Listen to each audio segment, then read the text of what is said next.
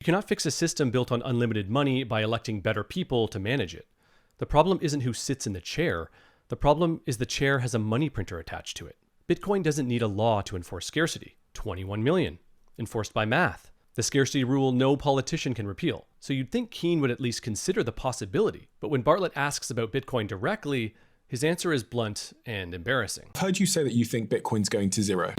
Ultimately, because of its reliance upon energy. The reason I didn't was they explained that the way that the public ledger is kept safe is that it takes too much energy to break it.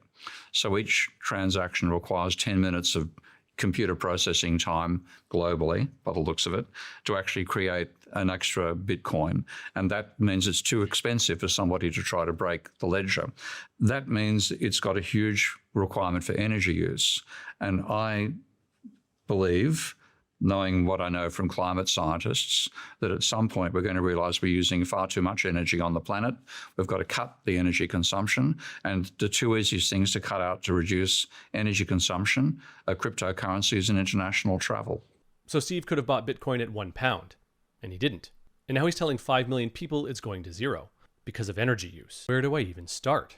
The climate alarmist view of energy as inherently harmful took its final breath the moment AI arrived. Every government and every corporation on Earth just decided overnight that we need dramatically more energy, not less. The cut consumption thesis went from unlikely to absurd in about 18 months. But more fundamentally, energy use is not inherently bad. The universe is teeming with energy. The sun outputs more energy in a second than humanity has ever used in its entire existence. Energy is creation itself. You can't demonize thermodynamics and arrive at a coherent worldview.